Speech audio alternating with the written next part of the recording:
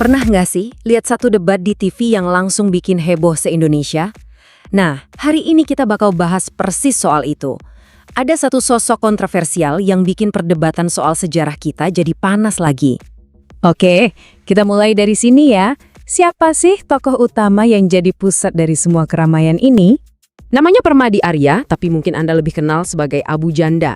Dia ini seorang komentator yang emang dikenal ya, sering banget bikin pernyataan yang provokatif, entah itu soal sejarah, politik, atau agama. Nah, komentarnya di satu acara debat TV inilah yang jadi pemicu utama pembahasan kita kali ini, yang benar-benar bikin kita semua jadi bertanya lagi soal cara kita melihat sejarah bangsa. Nah, ini dia nih, kutipan yang jadi pemantiknya. Dengar kalimat ini aja, udah kebayangkan? Ini kayak langsung nantang narasi kepahlawanan yang udah kita pegang selama ini. Oke, jadi klaim utamanya adalah Amerika itu penyelamat Indonesia. Bener nggak sih?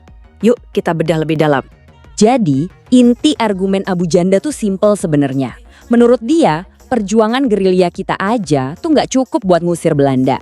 Justru yang jadi game changernya itu Amerika. Kenapa? Karena Amerika waktu itu ngancam Belanda. Kalau kalian nggak lepasin Indonesia, bantuan Marshall Plan buat kalian saya stop. Nah, Marshall Plan ini kan dana gede banget buat ngebangun Eropa lagi setelah perang. Jadi Belanda jelas ketar-ketir. Timeline ini ngebantu kita ngelihat alur pikirannya Abu Janda. Jadi, kita proklamasi tahun 45. Terus Belanda datang lagi, terjadilah agresi militer. Nah, di awal 49, Amerika masih ancaman soal Marshall Plan itu tadi. Dan voila, di akhir 49, Belanda akhirnya mau duduk di konferensi meja bundar dan menyerahkan kedaulatan. Kelihatan kan polanya? Seolah-olah ancaman Amerika itu jadi sebab akibat langsung. Tapi, apa iya ceritanya sesimpel itu? Tentu aja enggak. Disinilah perdebatannya jadi makin seru. Ada agenda lain di balik bantuan Amerika ini. Jadi, pertanyaan besarnya adalah, apakah Amerika ini beneran pahlawan yang tulus? Atau jangan-jangan ada udang di balik batu? Motifnya apa sih sebenarnya? Nah, tabel ini ngegambarin dua sudut pandang yang benar-benar beda. Di satu sisi ada narasi penyelamat. Amerika ngancam potong bantuan, maksa ada KMB, pokoknya pahlawan banget deh. Tapi di sisi lain ada narasi kepentingan sendiri. Amerika itu takut banget Indonesia jatuh ke tangan komunis, apalagi waktu itu lagi panas-panasnya perang dingin. Mereka juga mau ngamanin aset ekonomi mereka di sini. Bahkan mereka sampai bantu pemberontakan anti Soekarno. Jadi mana yang bener? Dan ini dia bukti-bukti yang diajukan buat nunjukin agenda tersembunyi Amerika. Awalnya, AS itu justru dukung Belanda balik lagi loh. Mereka baru ganti sikap setelah Belanda sendiri ngelanggar perjanjian. Terus, di tahun 50-an, AS malah aktif banget dukung pemberontakan PRRI Permesta, lengkap dengan senjata, dana, bahkan orang CIA. Puncaknya, dan ini bukti yang paling nggak bisa dibantah, adalah ketangkapnya pilot CIA bernama Alan Lawrence Pope di tahun 58 setelah pesawatnya ditembak jatuh. Jelas banget kan, ini bukan cerita pahlawan tanpa pamrih. Oke, beres soal Amerika. Tapi perdebatan ini nggak berhenti di situ. Ada lagi satu klaim Abu Janda yang nggak kalah bikin heboh. Dan kali ini menyangkut soal Palestina. Dia bilang begini, ada hoaks yang bilang katanya Palestina negara pertama yang ngakui kemerdekaan Indonesia. Itu hoaks. Wah, ini benar-benar nyentil keyakinan banyak orang di Indonesia sih. Seolah-olah dia bilang kalau cerita soal dukungan Palestina itu cuma karangan. Jadi gimana duduk perkaranya?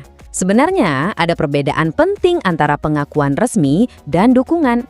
Kalau kita bicara soal negara mana yang pertama kali secara resmi ngasih pengakuan, jawabannya emang Mesir. Jadi secara teknis, omongan Abu Janda nggak salah.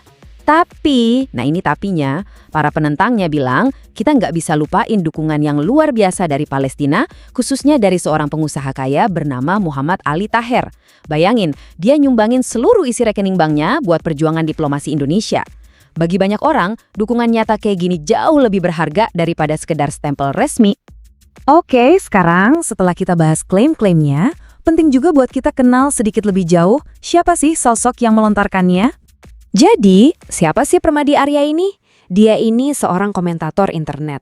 Latar belakangnya itu di bidang keuangan dan IT, bukan sejarawan profesional.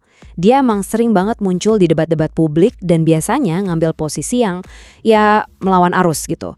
Dia juga ngaku berafiliasi sama Banser NU, meskipun organisasinya sendiri bilang kalau tindakan dia itu tanggung jawab pribadi.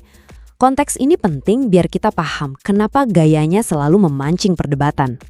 Jadi, apa sih kesimpulannya? Sebenarnya tujuan kita di sini bukan buat nentuin siapa yang menang atau kalah debat, tapi buat ngelihat bahwa sejarah itu ternyata nggak sesederhana cerita hitam putih, pahlawan lawan penjahat.